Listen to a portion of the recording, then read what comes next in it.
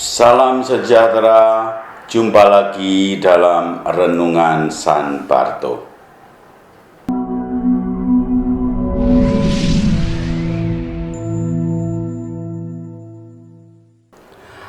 Bapak, Ibu, Saudara-saudari yang terkasih, orang muda Katolik dan anak-anakku yang dikasihi Tuhan. Kita memasuki pekan ini, pekan biasa ke-14. Dalam bacaan Injil, Tuhan mau mengajak kita semua untuk menjadi pekerja-pekerja bagi panggilan dan misi Tuhan Yesus, mewartakan damai kepada banyak orang. Dikisahkan dalam Injil Lukas, Yesus mengutus 70 murid yang lain pergi untuk memasuki rumah-rumah, menjelajahi kota-kota, dan menyerukan damai, memberitakan kerajaan Allah. Tugas ini tentu tidak mudah, karena sebagai pekerja di kebun anggur Tuhan, mewartakan damai kepada orang-orang yang dijumpai ada dua risiko. Risiko pertama, ditolak. Risiko yang kedua, diterima. Dan Yesus mengajak para murid itu untuk mengandalkan Tuhan. Jangan mengandalkan kepada kekuatan diri sendiri atau manusiawi. Maka Yesus juga menasihatkan dalam menjalankan misi pewartaan damai itu, jangan membawa pundi-pundi atau kantong berbekalan atau kasut. Pernyataan ini mengisyaratkan bahwa segala sesuatu yang menjadi kebutuhan bagi para pekerja di kebun anggur Tuhan itu pada saatnya akan disediakan oleh Tuhan.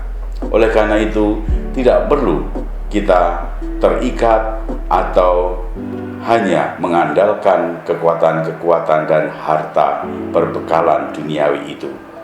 Bagi para pewarta sukacita dan damai Tuhan, mereka adalah bekerja.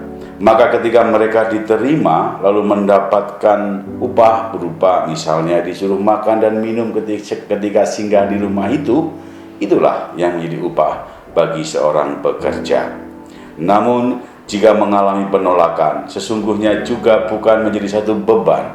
Kalau memang tidak terima, pergi dan jumpailah orang lain lagi yang mau menerima pewartaan itu.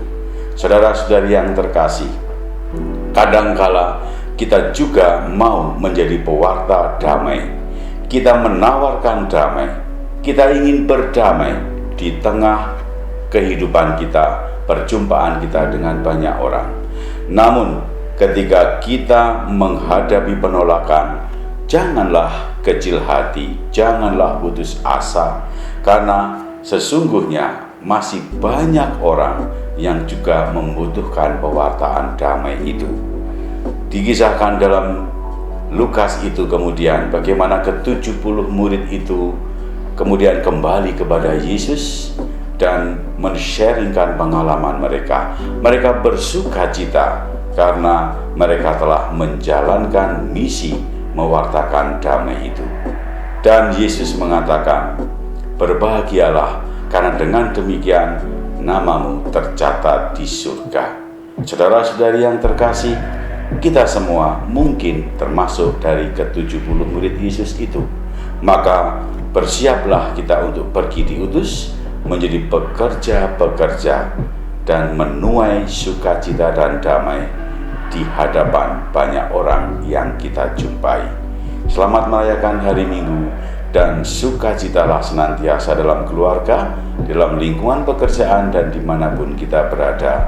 Andalkanlah Tuhan, maka damai dan sukacita akan memenuhi hati kita. Tuhan memberkati kita.